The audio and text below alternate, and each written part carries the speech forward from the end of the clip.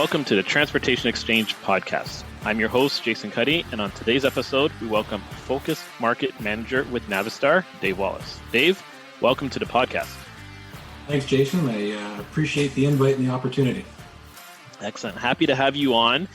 And I would like to dig in, I guess, a little bit of how you got into the industry, kind of your background that got you in today's role, and dig into a little bit about the role, because it's a unique role, I think, with an OEM, and we'll dig into that a little bit. But first, how'd you get involved in the industry? It's a great question. It was by chance. I just want to start by also saying that I do enjoy the podcast. I love the storytelling and the narrative and getting to know other people that you wouldn't maybe connect with who have different roles within an industry. So the story and the narrative is always interesting. But so in my early 20s, I had been doing some odd jobs after high school, was floating a little bit. I was working as a pallet repair person, piecework, very, very difficult job. And one day I just needed a change. I left and tried to pursue a degree at York University. Didn't have the qualifications for, so I had to earn that. That turned into a 3-year degree that took 7 years in the evening, but eventually I got it done. My first job in the industry was as a temp at Hendrickson Canada, predominantly trailer manufacturer in Canada. Then moved on to Trailmobile Parts and Service, a now defunct trailer manufacturer, unfortunately. And the interesting point is that Trailmobile, with a new role of doing retail sales and part sales, I was exposed to a gentleman, Paul Lahi, who taught me a valuable lesson. He says, there is the answer to all of your questions somewhere here in these parts catalogs. And that was the days of parts catalogs. You just have to know what questions to ask. That's stuck with me ever since. It's been, almost pushing 20 years. And it's helped in every single role I've had. So I did take a short break in between positions to finish my degree, thanks to my family and my wife. I moved on to Stemco, where the majority of my time in the industry, that's where I spent on the road doing district sales manager for Stemco in central, northern, and eastern Ontario. I learned some valuable lessons there, and over my approximately 9 years. And I was also exposed to the many different facets we do have in the industry. Fleets, repair facilities, truck dealers, trailer dealers, and parts and the different departments within each, parts sales and service. So gave me a good breadth and depth of knowledge, and also exposed me to a wide variety of people, which was something I love interacting with people. After that, I moved back to Hendrickson and rejoined the team as the Canadian account manager for Central Canada. And then for a short period and sold trucks for Kenworth for a period due to wanted to get off the road. I had small kids and wanted to spend more time at home. And that brings me to the current position with Navistar. That came up in this past November. It's been a whirlwind 6 months, like drinking from a fire hose, but really an exciting opportunity. And so essentially my role is to support the truck sales staff at Rush Canada. That is my only responsibility. Because it is focused on one group, I'm afforded the opportunity to engage in not just truck sales. I get to work with the different departments and be a little more involved, which is exciting. It's constantly changing, and it's a great learning opportunity, and that's where we are today. Yeah, it's been an interesting role. Like I said, it's kind of unique. I mean, obviously other OEMs will have, for lack of better words, I guess, dealer representation from the OEM. Partially the size that we are, I guess, helps with the locations we have to kind of warrant a single person from the OEM. And it's nice because you're fully ingrained in what we do as a business. And like you said, it's because of that, I think it's not just strictly the truck sales part, but it's all the pieces that make up that, and supporting the customers, visiting customers with other issues. And I think being tied to a dealership directly, as I think the role has become very important, specifically to the customer. as far as knowing, you have their back, Navistar has their back as the sales team goes out and, tries to get new business. It's a good leverage to grow the relationship. Absolutely. And there's a lot of, I see it as an advocate role, right? So I'm the customer's advocate. I'm the the dealership's advocate and the liaison between Navistar. So it's a good opportunity. And part of that role is walking us through from the OEM side and from the overall market side of what we're into and what we're looking forward to. 2020 was an interesting year, to say the least, I think, for everybody. And 2021 seems to have taken off in a totally different direction compared to 2020. What from the corporate side, what's the overview you guys are seeing so far for 2021? Well, I think change is a good word. Adaptability is another good word. We've seen record orders, not just from us, but across the industry for trucks, trailers, etc. There's been obviously COVID shutdowns, shutdowns, driver shortages, which is a theme throughout our industry and has been for a long time. So, change and adaptability are a key. And I think that from what I've seen, given my work experience, Navistar has done a great job at dealing with change and adapting, and the culture of working together has been apparent and refreshing. So I think that with all these challenges and opportunities that come up, it's been pretty busy. It's been a busy year for Navistar. As you know, Navistar been around since the International Harvester. We've been around for 119 years, 35 of them as Navistar, formerly International Harvester. But approximately 5 years ago, TRATON SE, which formerly was called Volkswagen Truck and Bus, the heavy-duty division of Volkswagen, purchased a 17% share of Navistar. This past November, throughout all of the pandemic and all of the changes in our landscape, they came to an agreement and have finalized the purchase of the remaining shares. So over the last 6 months, just as I came on board with Navistar, the details had been firmed up and the official changes at the end of June this year. So in July, it will be TRATON SE. Ultimately, Volkswagen will be the owner of the international brand of trucks and buses. So pretty exciting stuff. That's a big change for the market. And in North America, obviously, we don't traditionally associate the Volkswagen Group with heavy equipment power. But clearly, Europe, they're a big force. And part of this acquiring in whole of Navistar is to grow that market share worldwide and obviously to grow the market share of Navistar's presence in North America with the leverage and technology they've had in Europe. Oh, absolutely. Our sister cousin companies, MAN and Scania, and then the global reach of Volkswagen, just the economies of scale, more access to capital, more access to diverse engineering groups, other ideas. It's all positive and is going to contribute to a better product long term. And I think part of what we've seen from the international product line, even for 2021, and a lot of it predates the finalization of the purchase or the integration of Navistar into Volkswagen. But we already have 2 model refreshes and I guess really one kind of total revamp product lines for 2021 coming out towards middle to end of this year with the HX and the MV. Absolutely, yeah. Well, the progression over the last several years from, first of all, the most complete line of medium duty to Class 8 heavy duty vehicles.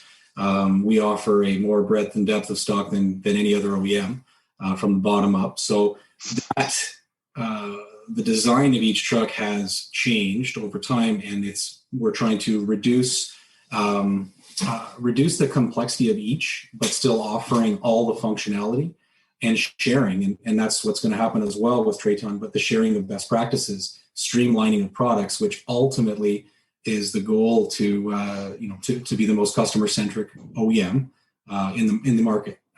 That's a lofty goal, but it's one that we're working towards with changes that have made. So, I mean, you look at the trends we're seeing, it's driver, driver, driver, whether it's comfort, whether it's safety, uptime, advanced integration of different technologies, on-command connection, i360, repair. So the MV, our medium duty vehicle, we revamped it completely and re-releasing it, which is pretty exciting because it's also done in conjunction with releasing the electric MV, the EMV, which will be produced out of our brand new San Antonio facility, which is going to produce both electric and diesel products for the North American market. So with the redesign, we redesigned the hood. So when we're talking about driver safety and comfort, a couple things: make the cab a little larger, redesign the hood, the windshield, so there's increased visibility. So you're more comfortable, you feel safer, and you have more visibility. Makes it a more pleasant ride. In terms of aesthetics, redesigning the front grille, incorporating the option of new LED lights, as well as maneuverability. And then the other really interesting and exciting feature that's being included in medium duty that's filtering down from what traditionally was a heavy duty product offering is collision mitigation. The sides blind spotter and all of the safety features that help keep the driver safe, help keep the vehicle running, all of those features there. So that's also exciting. We've included Diamond Logic Electrical, which allows the fleet to reprogram the switches as needed. There's over 200 different programming options available. So if you want an alarm to sound when the driver gets out of the truck and the keys are still in the truck, we can do that. If it's a parked regen, we can program an external alarm. So they're not virtually endless, but 200 plus options. And we've reduced the complexity to make it easier for the dealership, moving things into standardized positions based on years and years of experience. So that's the MV. That's pretty exciting. Yeah, I sat in on the internal launch, and the standardization of where equipment's going to go became very apparent, because I know as we build equipment, a lot of things are customer driven as far as where they would like certain items, and a lot of items are not as important where they go to the customer. It's more obviously from where it fits in the build, and you would have certain things like fuel water separator. It would have 12 different locations you could choose from, and if you picked the wrong one, it would kick you out as you're building the truck and give you a whole bunch of error codes. And I believe, if I remember correctly, in the new MV, there's one location. That's it. It's going to be there for every single setup you have. So again, like you said, it helps take the complexity out of building the truck, which would help speed up the sales team of getting quotes out to customers. Streamlines it obviously for the maintenance side. Everything's in the same spot every time the truck goes into the shop, so guys aren't looking around for things. So it makes sense. It's a logical thing, and the Diamond Logic, no pun intended, is a great system, and it's nice to see it slowly trickle down. I mean, we saw it obviously on the vocational side, I guess, to start with a lot of the body integrations of the different severities of vocation that you're doing, whether it's dump trucks, other items. But it's a pretty slick system that is great for the customer, but also for the body integration, and a lot easier to plug into, a lot easier to work with, to set up things. So seeing that trickle down is kind of neat. And I think we're seeing that across the market. I mean, you made reference to it on the safety side, that no different, I guess, on the commercial side, things start at the higher level, work their way down. And we're starting to see that throughout the product lines in the Navistar world, as far as availability of safety, whether it's disc brakes coming onto smaller equipment, collision mitigation, and then the Diamond Logic part. So you're starting to see it trickle down to the smaller trucks now. Oh, absolutely. And then also filtering up as well, right? So, you think about, let's take the HX, the redesign of the HX, which, you and I we just did some walk-arounds with customers as a part of, as Rush Canada's demo program. The feedback was excellent. Certain features that are not offered by other OEMs are make the end user's life easier in terms of having, a single wire running from the length of the vehicle. So it's easier to trace if you're looking for an issue, electrical issue. The HX redesigning the cab, so the new steel cab with the ChemGuard coating underneath to protect against rust and corrosion. The Line X floor lining that goes all the interior. So not only are we thinking about what's coming up from the road, we're thinking about what's coming down from people's boots, simple things like that. So, and even the one on the vocational side, they're keeping their vehicles longer than traditional highway tractors. So having a larger single rail system, a 12.5-inch rail system that is stronger as well than a double rail. You're looking at 3.5 million RBM. That reduced rust, corrosion, and kind of a frame jacking as the vehicle ages. So we're customer focused, safety focused, as well as functionally focused. So there's a broad spectrum of changes that are all working together. And yeah, you see it. It's well received. The Line X part I thought was interesting. You know it as the pickup truck bed spray, Yep. but it makes sense in a cab that is in a heavy vocational area where it's a lot of dirt and mud. You're going to get that in the cab. You want to clean that out as quick as possible and as easy as possible, and it's durable, right? It's not going to get beaten up like old floor mats and start ripping apart. So again, customer focused, overall cost of ownership focused, little changes that go a long way in the lifetime of owning that vehicle. Oh, for sure.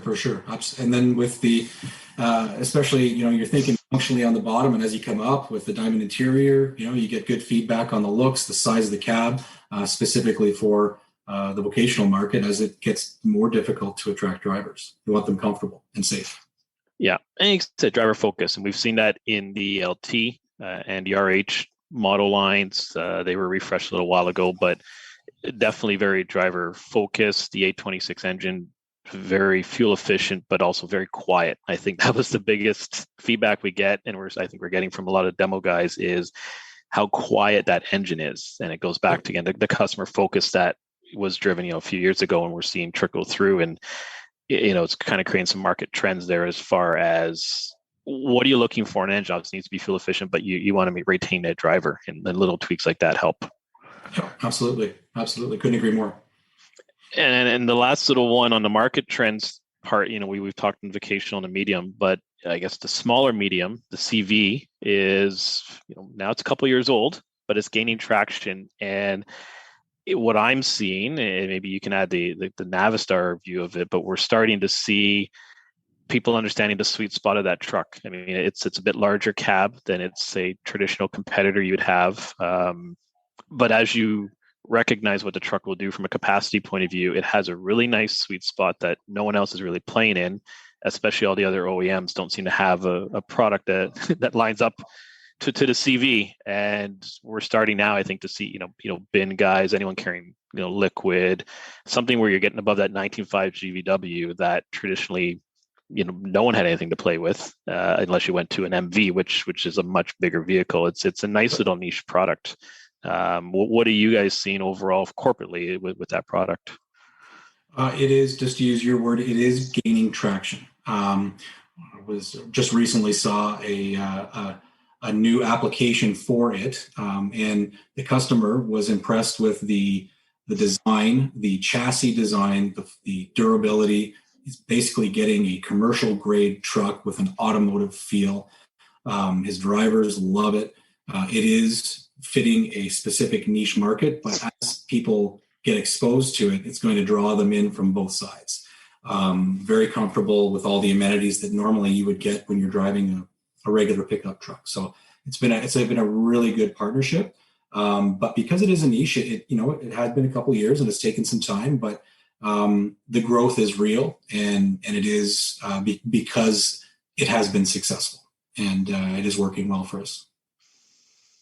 Yeah, the cab, like you said, you're used to in any of those product lines. When you get to smaller other OEM product lines, sub 19.5 GVW, like I said, it's a commercial truck, and they fit and feel like a commercial truck traditionally. And the cab of that CV, because it comes from an automotive partnership, feels a lot different. It's definitely, again, goes back to the driver centric, focused on making the driver comfortable, enjoy the workspace, want to drive that vehicle. And you notice it against that one compared to, your traditional commercial vehicle.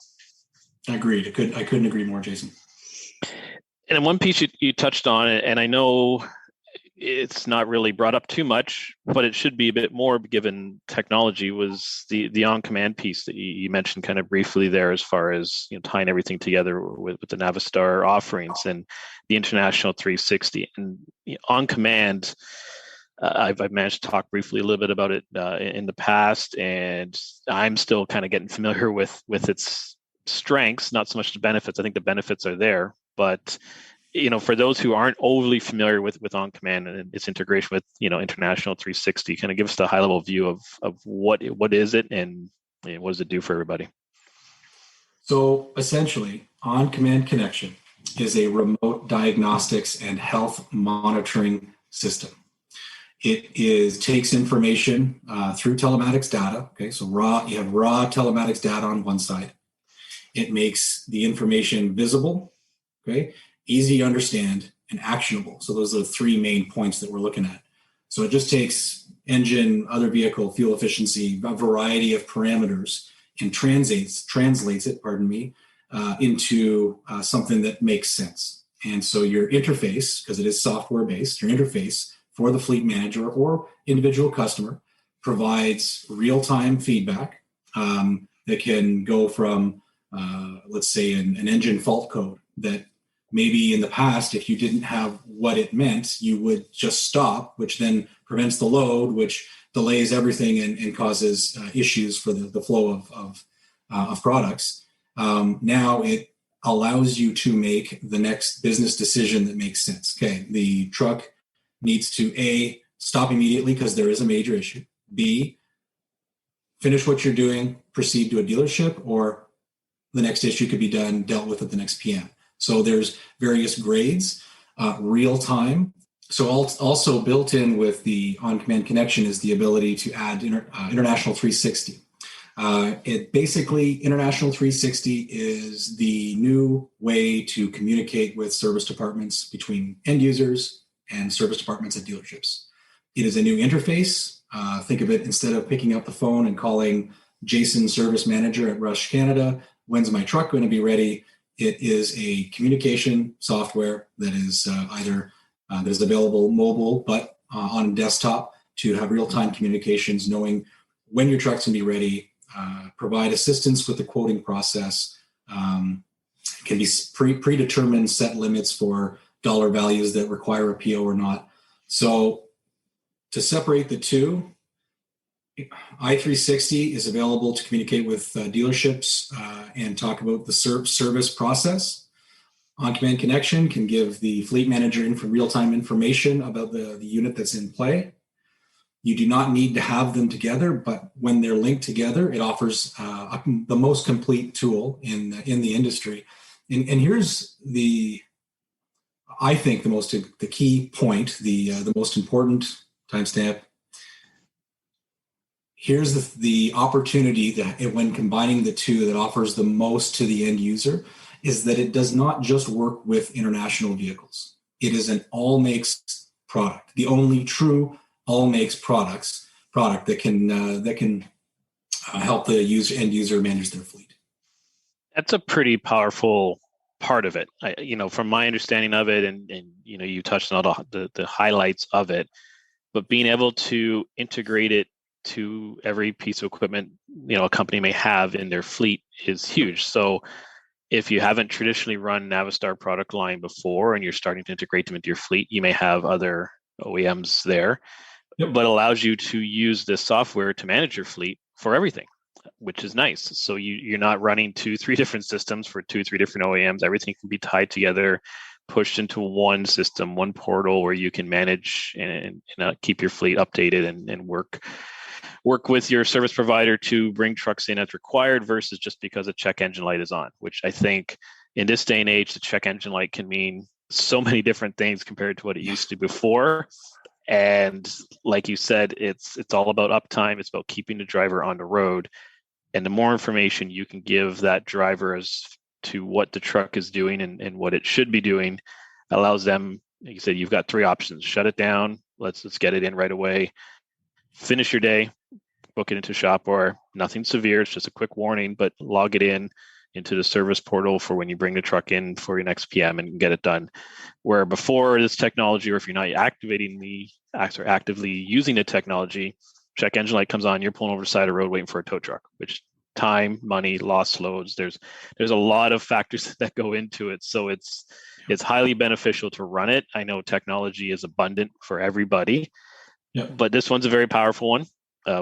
And it's a cost-saving measure and provides uptime. And then the tie-in to the shop is huge because, we know how hard it is sometimes to get information out of shops. The guys are busy, especially larger shops. They got tons of different bays. Keeping track of everything is not easy. So being able to get updates when you want without having to make the phone call, you can just quickly go online, check the status. Okay, that gives me enough information, or set parameters, like you said. Yeah. It just speeds up everything for everybody, right? Lets the shop focus on getting the truck fixed versus managing all the phone calls of when things are going to be fixed, and allows you to keep an eye on when your truck's going to be ready. The parameters are in place, and you get pulled in. We need to get pulled in, and it gets going down the line. So again, another piece of the technology that's pretty impressive that is available throughout all the different product lines. Yeah, and the one point, just to circle back here real quick. So we have your international vehicle, and then we have our international telematics device. That device is not just linked to OnCommand and i360. We offer more integration than any other OEM in North America to third-party telematics service providers or ELDs. So our device is more open to talking to other devices than any other OEM. And then there was a couple of statements. We do online training for fleets that want to get set up. We'll customize it to their fleet. We have a team at Navistar that's ready to help out as much as needed to get it going. And the gentleman the manager had a couple of statements that I saw, and I'm going to borrow from him. So on-command connection transforms raw data into actionable insight. That's just a clear statement. International 360 is a faster, more transparent repair process. I just really like those because they're very concise and easy to understand. So, yeah, it's true. The more concise and it sums it up very cleanly what both do, because you can misconstrue one or the other, and you can assume that you need one for the other, which you don't clearly. But obviously, it's powerful together. But individually, they each serve a powerful purpose to the person owning and running that vehicle. The one other interesting part, and it's not so much on the news side, but I wanted to touch on it given it's a year-long thing, and given the timing of equipment coming off the line. As you mentioned earlier, we're seeing delays here and there, and it's a big order board this year for all the OEMs, so there's an uptick in orders. But one thing Navistar has done, even on the back end, to help customers as you circle through your life of your vehicle, or if you're trying to get in and need something a little bit quicker, is backing their used equipment. So having a factory-backed warranty on used equipment, which since I've been here, I know we haven't seen. There's always third-party extended warranties, but coming from the factory, this is pretty impressive. A 1-year factory-backed warranty on Navistar products that we sell through the dealership on the used side.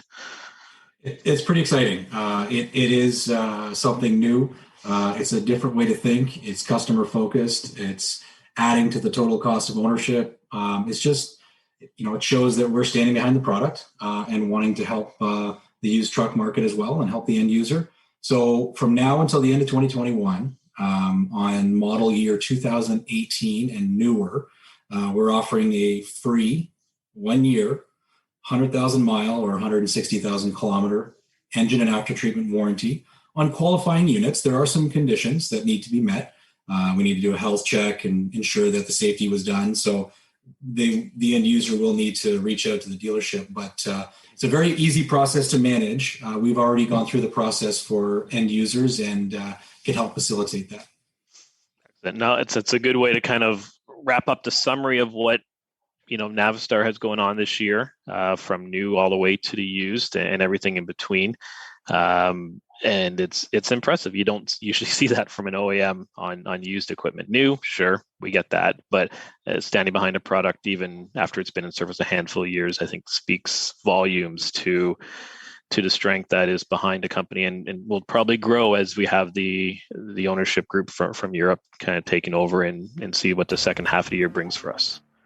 Absolutely. Couldn't agree more. It's a pretty exciting time with lots of opportunity. Excellent. Well, I want to thank Dave. Thanks you for joining us today. And as a tie-in to the Navistar product, and Dave did allude to it, Rush Truck Centers of Canada currently has a demo program going on. We have every product line represented that you can walk around or demo. And for more information and to request a demo, please go to the website. It's www.rushtruckcenters.ca to sign up. And as a listener to the podcast, if you enter the word podcast in the comments section, we're going to send you some free swag after you do your demo. So be sure to subscribe as well for updates on new episodes. And finally, thanks for listening.